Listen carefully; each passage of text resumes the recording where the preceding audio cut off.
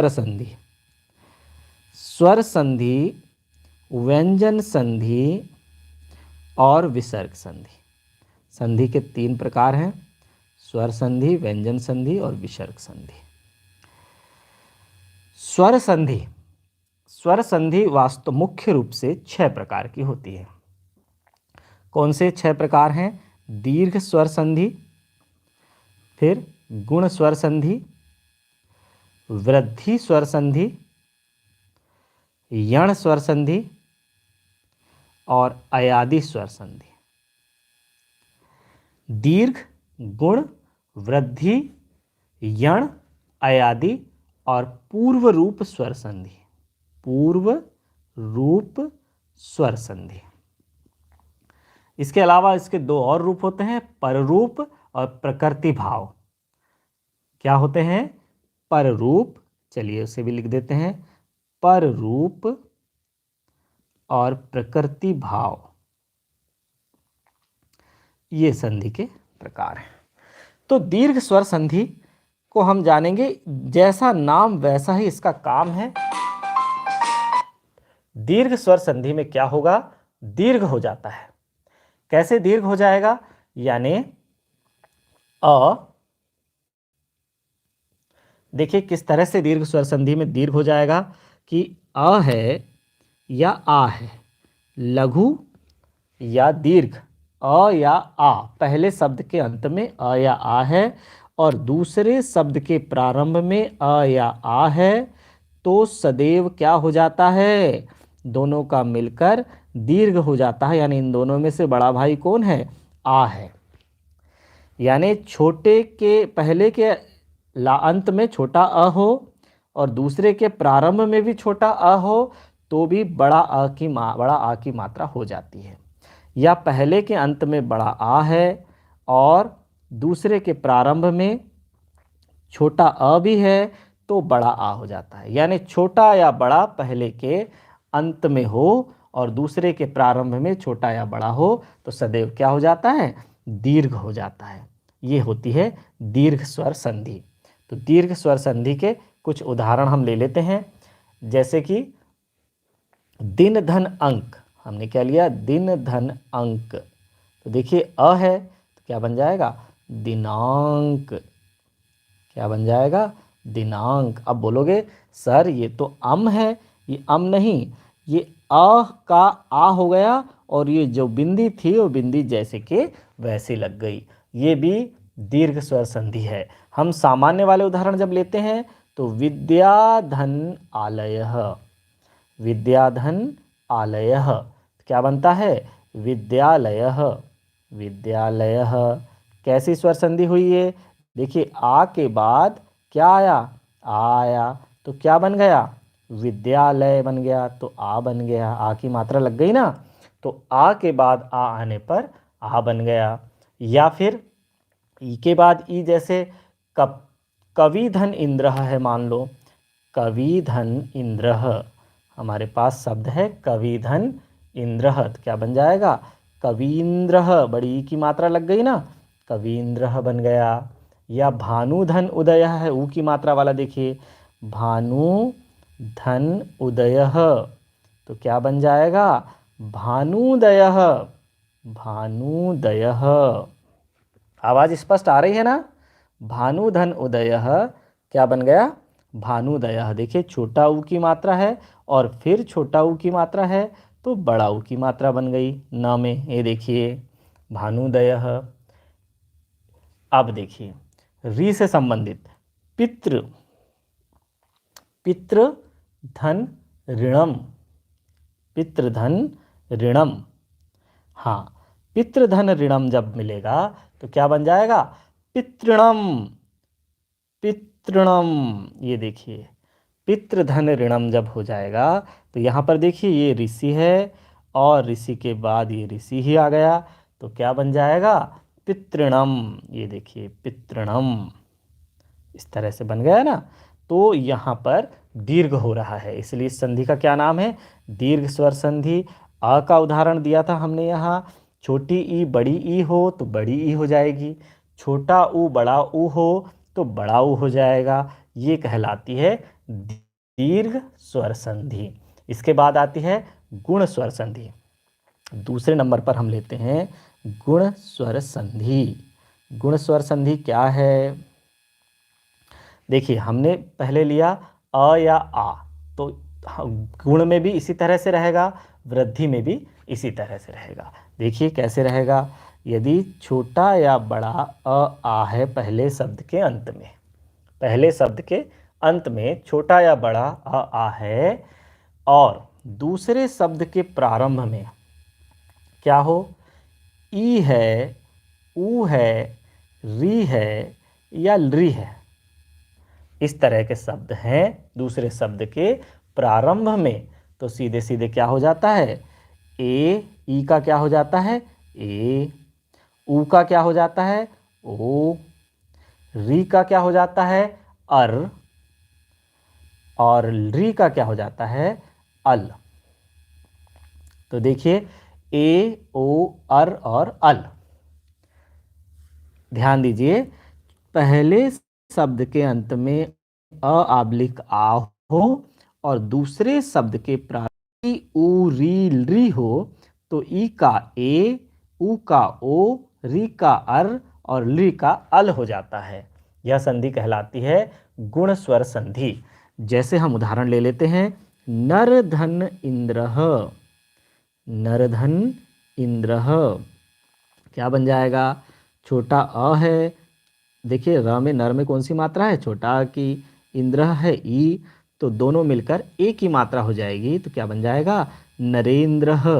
क्या बन जाएगा, नरेंद्र, यानी ए बन जाएगा। अ के बाद ई आया तो ए हो गया। इस तरह से नरधन इंद्र, नरेंद्र। या दूसरा शब्द लेते हैं, सूर्यधन उदय। सूर्य धन उदय, क्या बन जाएगा, सूर्य धन उदय, क्या बन जाएगा, सूर्योदय। सूर्योदय क्या हुआ, देखिए सूर्य में छोटा अ है और उदय ऊ है, तो ऊ का क्या हो जा रहा है, ओ हो जा रहा है, तो क्या बन जाएगा, अ के बाद ऊ आया तो ओ हो गया, सूर्योदय। अब ऋषि वाले उदाहरण ले लेते हैं। ऋषि वाले उदाहरण में देखिए, देवधन ऋषि। देवधन ऋषि, देवधन ऋषि क्या बन जाएगा, देवर्षि। देवर्षि बन जाएगा। देवधन ऋषि, देवर्षि, यानी अ के बाद ये ऋषि आ गया तो सीधे क्या बन गया, अर बन गया। देखिए छोटा अ बन गया, इसमें व में लग गया और ये र की मात्रा गई तो देवर्षि, अर बन गया तो देवर्षि। इसी तरह से आगे बढ़ते हैं, तव धन लकारः। तव धन लकारः। अब देखिए ली का उदाहरण ले लेते हैं, तो क्या बन जाएगा, तवल्लकारः। तवल्लकारः, अल बन गया ना, ये देखिए अल, अल बन गया, तो अ के बाद ली आने से अल बन गया, तवल्लकारः। इस तरह से गुण स्वर संधि है। ए, ओ, अर, अल को क्या बोलते हैं, गुण स्वर संधि कहते हैं। तीसरे नंबर में हम लेते हैं वृद्धि स्वर संधि। वृद्धि स्वर संधि क्या है, वृद्धि स्वर संधि, चलिए देखते हैं। अब यहाँ पर अ आब्लिक आ के बाद, अ आब्लिक आ के बाद कौन आएगा सेकंड नंबर पे, ए, ओ या औ आए। अब ये दीर्घ वाले वर्ण आ रहे हैं। अ आब्लिक आ के बाद लघु वर्ण आ रहे थे इससे पहले गुण स्वर संधि में, कौन आ रहा था, ई, ऊ, री, री, ह्रस्व स्वर आ रहे थे, है ना। लेकिन अब कौन से स्वर आ रहे हैं, दीर्घ स्वर आ रहे हैं। ए, ओ, औ, इस तरह के यदि आते हैं तो सीधे सीधे क्या हो जाता है, इनका दीर्घ हो जाता है, इनकी वृद्धि हो जाती है। यानी इन दोनों में से कौन बड़ा है, ए बड़ा है, इन दोनों में से कौन बड़ा है? औ बड़ा है। तो सीधे ए का ए हो जाएगा और ओ औ का औ हो जाता है। ये वृद्धि स्वर संधि है, एक की एक मात्रा की वृद्धि हो जाती है। तो देखिए कैसे वृद्धि स्वर संधि के उदाहरण ले लेते हैं तो और स्पष्ट समझ में आ जाएगा। चलिए, तो एक धन एकह, एक धन एकह क्या हो जाएगा? पहले शब्द के अंत में क्या आया? छोटा अ की मात्रा आई। दूसरे शब्द के प्रारंभ में क्या आया? एड़ी आया। तो इसका दीर्घ हो जाएगा, वृद्धि हो जाएगी, ए की मात्रा हो जाएगी। तो देखिए सबसे पहले मैं लिखूंगा ए, यहाँ लिखते हैं ए, और क में कौन सी मात्रा हो जाएगी? ए की मात्रा हो जाएगी। और ये वाला कह, एक कह, एक धन एक कह हो गया। इसी तरह से सदा धन एव, सदा धन एव। देखिए आ की मात्रा है और ए है तो दीर्घ हो जाएगा, सदैव एक मात्रा की वृद्धि हो जाएगी। क्या बन जाएगा? सदैव। या जलधन ओघः, जलधन ओघः तो क्या बन जाएगा? जलौघः। ओ के स्थान पर औ की मात्रा हो जाएगी तो बन जाएगा जलौघः। और भी उदाहरण ले सकते हैं, वन धन औषधम या औषधि, वनौषधि हो जाएगा, वन धन औषधि तो बन जाएगा वनौषधि, वनौषधि। या महाधन औषधि क्या बन जाएगा? महौषधि। इस तरह के उदाहरण अ के बाद औ आने पर क्या बन गया? औ बन गया। तो ये है हमारा वृद्धि स्वर संधि। फिर उसके बाद हम लेते हैं यण स्वर संधि। यण स्वर संधि क्या है? तो अब इसमें देखना, यण स्वर संधि में हमको अ आबलिक आ हम शुरू में ले रहे थे ना, अब हमको अ आबलिक आ या कोई अन्य स्वर, हाँ क्या बोलना पड़ेगा? कोई अन्य स्वर आए तो सीधे सीधे किसके बाद? तो देखिए ई जो हमने गुण में लिया था ना, वही स्वर लेंगे। ई, उ, री और ली के पश्चात कोई अन्य स्वर, कोई भी अन्य स्वर आ गया। देखिए जो हमने सेकंड नंबर पे लिया था गुण में, तो उसका उल्टा हो गया अब यण। कोई अन्य स्वर आए तो ई का य हो जाएगा, उ का व हो जाएगा, री का र हो जाएगा और ली का ल हो जाएगा। य र ल व बनता है। ई उ री ली के बाद कोई अन्य स्वर आए तो ई का य, उ का व, री का र और ली का ल बन जाता है। इस तरह से ये संधि यण स्वर संधि बनती है। तो देखिए कैसे यण स्वर संधि बनेगी। प्रतिधन एकम, जैसे हम एक उदाहरण ले लें, प्रति छोटी की मात्रा वाला उदाहरण ले लिया और कोई अन्य स्वर में हमने क्या ले लिया? एक, एकम, एकम तो क्या बन जाएगा? प्रत्येकम, प्रत्येकम बन गया, है ना। प्रतिधन एकम प्रत्येकम, यानी ई की मात्रा यहाँ पर और कोई अन्य स्वर में हमने ए ले लिया। जो भी अन्य स्वर हम लेते हैं वो तो मात्रा जैसी की वैसी रहेगी, वो चेंज नहीं होगी, केवल ये ई का य हो जाएगा। देखिए प्र जैसे का वैसा, त से छोटी ई की मात्रा जब हट गई तो बिना मात्रा का त कैसा दिखेगा? ऐसे दिखेगा प्रत। और ई का तो क्या बन गया? य बन गया, तो य बना दो। फिर ये एड़ी की मात्रा है तो एड़ी की मात्रा लगा दो, और कम है तो कम लिख दो, प्रत्येकम। इस तरह से बनेगा। अब ऐसे ही लेते हैं अनुधन एषणम, अनुधन एषणम।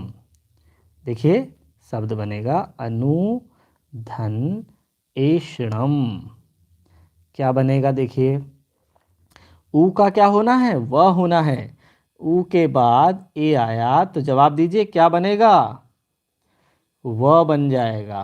तो हो जाएगा अन, फिर ए की मात्रा लग जाएगी व में, वे स ण म, अन्वेषणम, खोज, अन्वेषणम। फिर पितृधन आज्ञा, क्या बनेगा? पितृ धन आज्ञा, बिल्कुल सही जवाब है अलका। पितृधन आज्ञा क्या बन जाएगा? पितृधन आज्ञा से क्या बनेगा बताइए? पित्राज्ञा। ये देखिए बड़ा की मात्रा लगना है ना, तो सबसे पहले बनेगा पितृ और आ की मात्रा इसी में लग जाएगी, ज्ञा, पित्राज्ञा,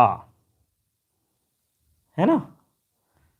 क्योंकि हमें पता है कि री का र हो जाता है, तो ये रा हो गया, पित्राज्ञा। और री धन आकृति, री धन आकृति, तो क्या बन जाएगा?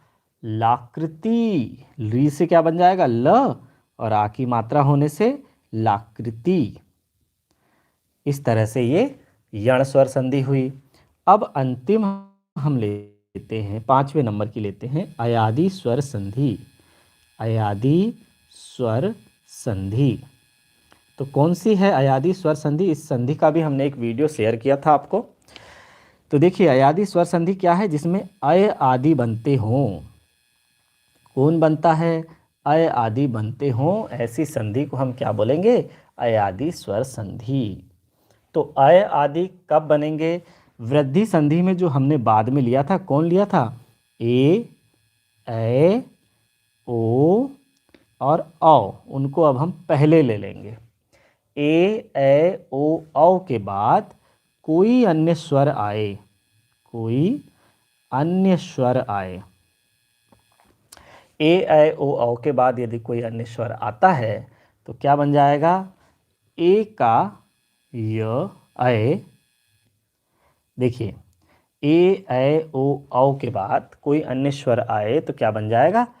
ए का ऐ का आय, ओ के स्थान पर हो जाएगा आओ, और औ के स्थान पर हो जाएगा आओ।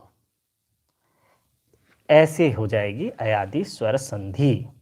तो उदाहरण लेते हैं, ने धन अकम, ने धन अकम। देखिए ने धन अकम या अनम पहले ले लेते हैं, ने धन अनम ले लेते हैं। पहले वाले का यदि हमें उदाहरण लेना है तो अनम, तो क्या हो जाएगा? ने से ए के बाद कोई अन्य स्वर आया, अन्य स्वर में कौन है? अ है यहाँ, तो न य हो जाएगा, न तो है अय हो जाएगा। ये देखिए क्या क्या होगा देखते हैं। सबसे पहले तो ये आधा न, इसकी मात्रा छिन गई, ए की मात्रा से फिर क्या बनेगा? अय बन जाएगा, नय, और फिर ये हो जाएगा नम, तो बना पूरा नयनम, नयनम। ऐसे ही हम देखते हैं दूसरा उदाहरण, गए धन अकह, गए धन अकह। जब हम अकह को करेंगे तो गए से क्या बन जाएगा? गा य कह, गायकह, गए धन अकह। तो देखिए ए की मात्रा से अन, अय बनता है, ए की मात्रा से क्या बनेगा? अय, और ऐ की मात्रा से आय, गए धन अकह।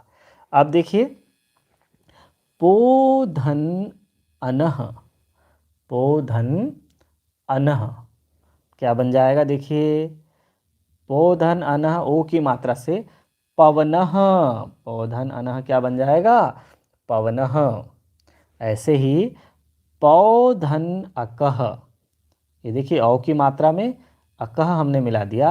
अन और अक का ध्यान रखें, अन है तो ये देखिए नयनम पवनः, लेकिन अय है तो क्या हो जाएगा? अकह, गय धन अकह गायकः, पौ धन अकह पावकः। ये है अयादि स्वर संधि। पूर्व रूप स्वर संधि देखते हैं।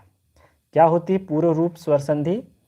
जैसा का वैसा ही पूर्व रूप रह जाता है। जैसे कि इसमें एक रूल हम लिख लेते हैं, क्या है कि ए पूर्व रूप स्वर संधि के बारे में जान लें। ए और ओ के बाद आ जाए अचानक, अ का पूर्व रूप जैसे का वैसा रूप क्या हो जाएगा? अवग्रह, जिसको हम ऐसे बोलते हैं, हो जाता है। अवग्रह यदि हो जाता है तो उसको हम पूर्व रूप स्वर संधि कहते हैं। कैसे होगी? के धन अपि, के में यदि अपि है, ए में अपि मिल गया तो क्या बन जाएगा? सीधे के अपि। इस तरह से के धन अपि यदि हुआ है तो के अपि। इस तरह से को धन अपि यदि है, को धन अपि यदि है तो क्या बन जाएगा? कोपि, कोपि। इस तरह से अवग्रह हो गया किसका? अ का। अ के स्थान पर अवग्रह हो गया तो हम समझ जाएं कि यहाँ पर पूर्व रूप स्वर संधि है। तो फिर पर रूप क्या है? देख लेते हैं पर रूप स्वर संधि क्या है। तो देखिए, उपसर्ग के बाद ए अथवा ओ से प्रारंभ होने वाली धातु आए तो उपसर्ग के अंत में अ का पर रूप अर्थात लोप हो जाता है। देखिए अ का लोप कैसे हो जाता है, देखते हैं। जैसे प्र धन एजते। अब देखिए प्र क्या है? उपसर्ग है, और उसके बाद क्या आ गया? ए आ गया, या ओ आ जाता। ए अथवा ओ से प्रारंभ होने वाली धातु आती है तो क्या हो जाता है? उपसर्ग के अंत में अ का पररूप अर्थात लोप हो जाता है। अ का लोप हो जाता है। क्या हो जाएगा? इसको हम लिखेंगे प्र, प्र धन अधन एजते। तो सीधे सीधे बनेगा प्रे। देखिए प्रेजते, प्रेजते। यानी यहाँ जो प्र के साथ, इसे हम ऐसा लिखते हैं ना प्र, देखिए हलंत वाला अ को अलग कर दिया तो ये अ का पूर्ण रूप से लोप हो जाता है और इसमें सीधे ये ए एड़ी वाली मात्रा आकर जुड़ जाती है। पर रूप स्वर संधि होता है ये। तो इसके बाद हम लेते हैं प्रकृति भाव संधि। जैसे यहाँ पर हमने लिखा था प्रकृति भाव संधि। कैसी होगी प्रकृति भाव संधि? भाव स्वर संधि। देखिए प्रकृति भाव स्वर संधि में होगा गंगे, जैसे हमने उदाहरण लिया गंगे धन अमु, सीधे सीधे हो जाएगा गंगे अमु। कोई चेंज नहीं, जैसे का वैसा। यति धन एतो, देखो यति धन एतो, तो सीधे सीधे यति एतो। एक समान रूप जैसे का वैसा रहता है, प्रकृति भाव स्वर संधि कहलाती है। तो इस तरह से हमें स्वर संधि और इसी के साथ साथ हमें व्यंजन संधि के बारे में सारे नियम पढ़ना है। व्यंजन संधि के बारे में केवल क्या जानना जरूरी है? पहले शब्द के अंत में, जैसे जगत धन नाथ, क्या पहचान है व्यंजन संधि की? पहले शब्द के अंत में हलंत होता है। जगत धन नाथ क्या बन जाएगा? जगन्नाथ। तो हमें क्या पता चला? पहले शब्द के अंत में हलंत हो जाए तो हम उसे बोलेंगे व्यंजन संधि। इसके सारे नियम हमें पढ़ लेना है। और विसर्ग संधि क्या है? पहले शब्द के अंत में क्या हो, विसर्ग हो। बिल्कुल सही जवाब है। पहले शब्द के अंत में यदि विसर्ग है तो वो कहलाएगी विसर्ग संधि। जैसे नमः धन्ते, ये देखिए नमः धन्ते इस तरह से हुआ तो हो जाएगा नमस्ते। नमः धन्ते, इस विसर्ग से हम पहचान कर लेंगे ये कौन सी संधि है, विसर्ग संधि है।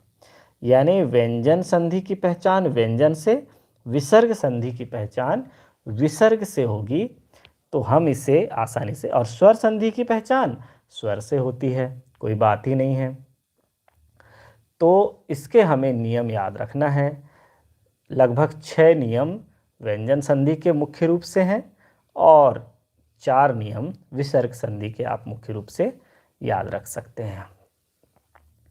चलिए तो फिर देख लेते हैं कि ये हमने संधि को समझना है इस तरह से। तो अब हम पहुंचते हैं अगले चैप्टर की ओर। व्यंजन संधि के कुछ नियम जान लें पहले। क्या है व्यंजन संधि के नियम? व्यंजन संधि के नियम में हम क्या क्या जान सकते हैं? देखिए, पहला है त वर्ग है। पहला नियम ले लेते हैं कि भाई त वर्ग है हमारे पास। त वर्ग मतलब त थ द ध न के बाद यदि च वर्ग आता है, आ सकता है पहले शब्द के अंत में त वर्ग हो और दूसरे शब्द के प्रारंभ में च वर्ग हो, तो सीधे बदलकर क्या हो जाएगा, च वर्ग ही हो जाता है। देखिए, त वर्ग के बाद यदि च वर्ग आए तो बदलकर च वर्ग ही हो जाता है।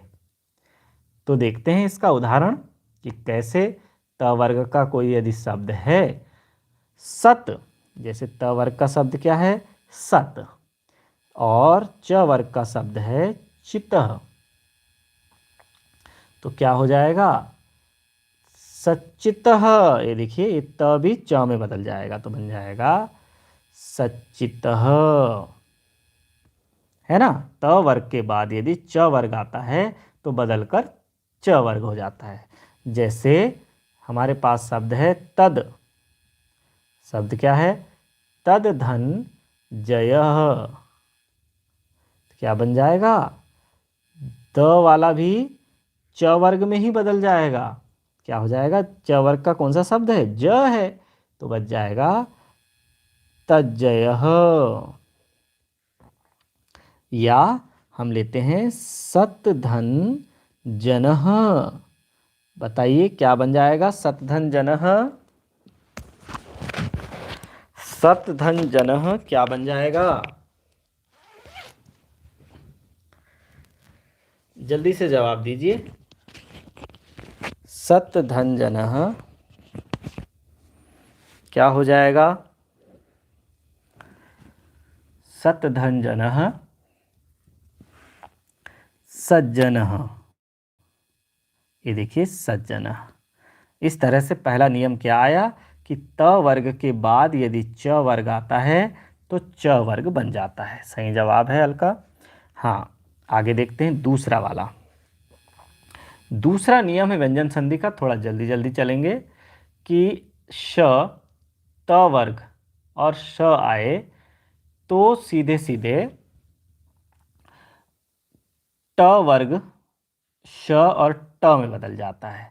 तो उदाहरण में हम यहाँ लिखते हैं सीधे रामश, और फिर समझेंगे, रामश धन टीकते, रामश धन टीकते, तो क्या बन जाएगा, रामश टीकते। ये देखिए क्या हो जाएगा, रामश धन टीकते क्या हो जाएगा, रामश टीकते। या तत् धन टीका, तत् धन टीका क्या हो जाएगा, तत्टीका, तट्टीका। तो देखिए क्या हो रहा है यहाँ पर नियम, श का स कैसे हो रहा है। यहाँ देखिए स से क्या बन गया, ये षटकोण वाला स बन गया। स से षटकोण वाला स बन गया, है ना। तो हमें ध्यान रखना है, तत् है तो किस में बदल जाएगा, ये ट है तो टटीका में बदल गया। तो ट वर्ग में श का एक और उदाहरण ले लेते हैं हम। पन धन डित, पन, यहाँ ले लेते हैं पन धन डित, ये देखिए क्या बन जाएगा, पंडित, पंडित। और अत धन डयनम, उत धन डयनम, उत धन डयनम, तो क्या बन जाएगा, उड्डयनम, उड्डयनम। देखिए यानी जो बात का शब्द है उसी के शब्द में आकर ये पूर्व का शब्द मिल गया, है ना। ये हमारा दूसरा नियम है। तीसरा नियम देखते हैं। तीसरा नियम हमारा है कि मध्य का आधा स्वर अगले स्वर में बदल जाता है। मध्य का जो आधा स्वर है वो अगले स्वर में बदल जाता है। कैसे बदलेगा देखिए, उदाहरण लिखते हैं।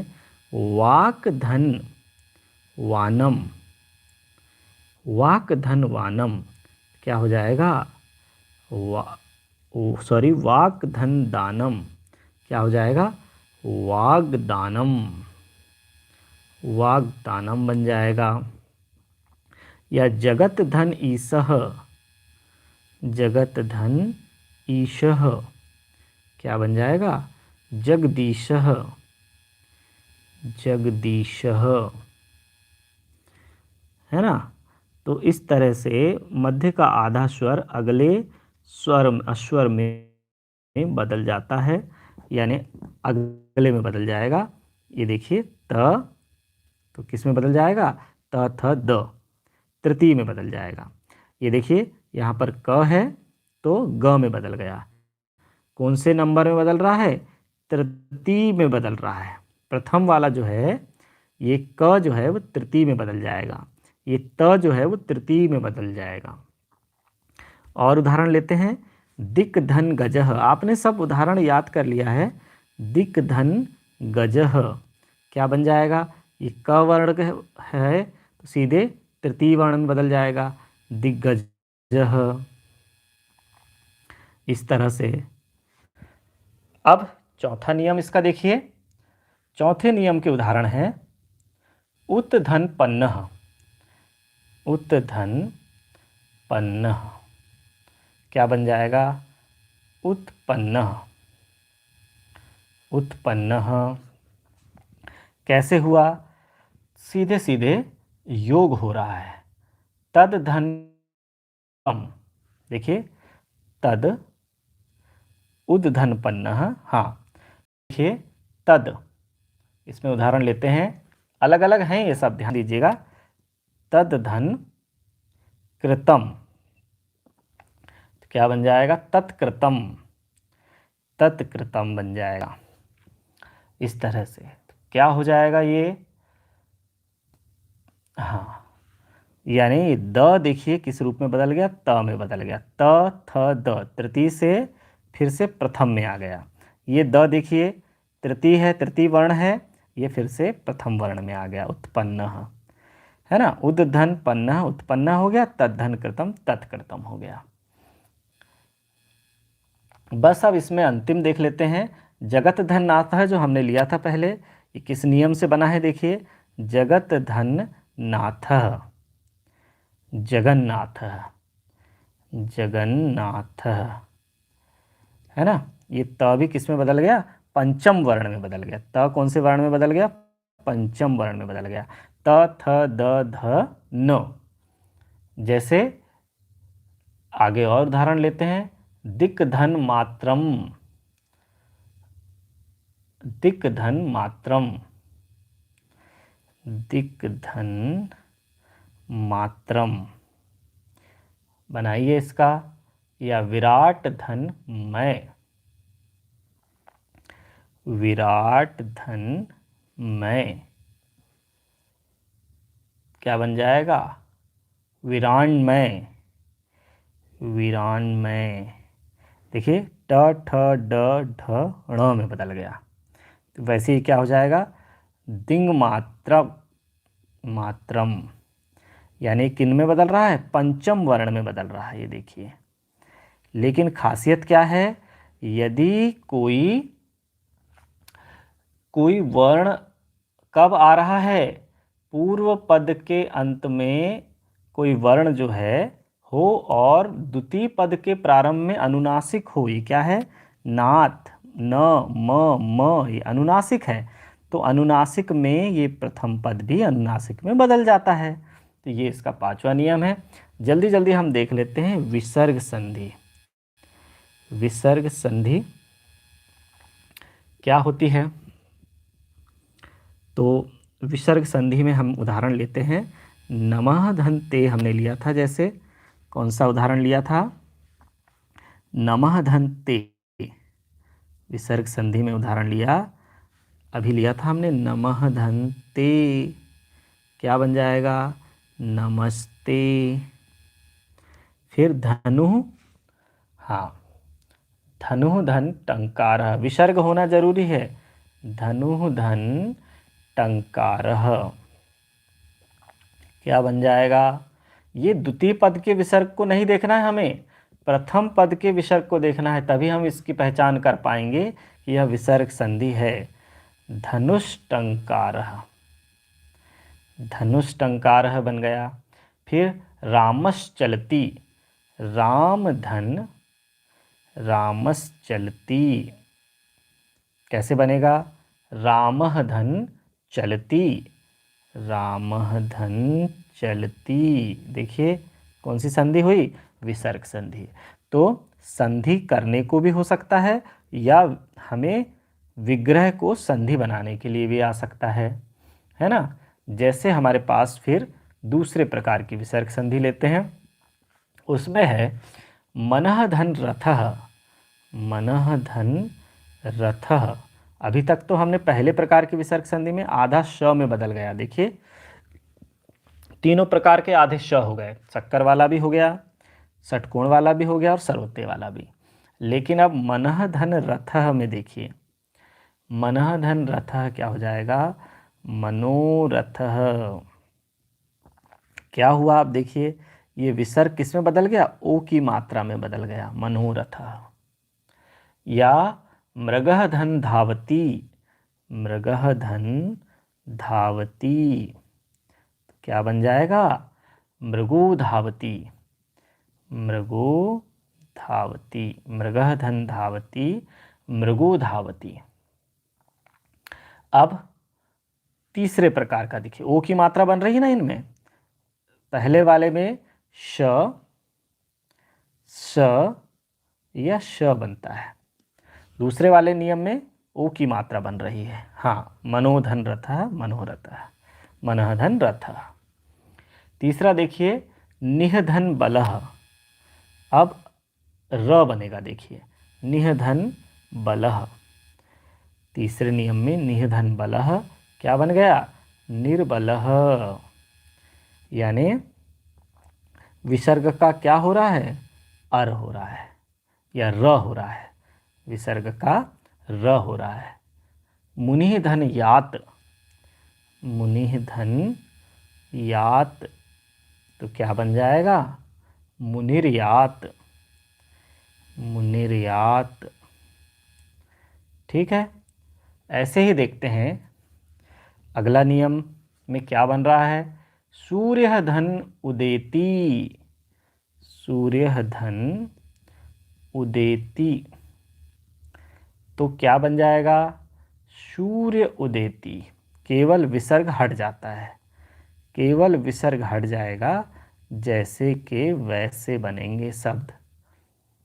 फिर सुमनः धन वदत, सुमनः धन ददती, क्या बन जाएगा? सुमनः धन ददती, क्या बन जाएगा? सुमना ददती, सुमना ददती। इस तरह से विसर्ग संधि के रूप बनकर तैयार होंगे। तो चलिए, ये संधि से संबंधित क्लास हम यहीं समाप्त करते हैं। धन्यवाद।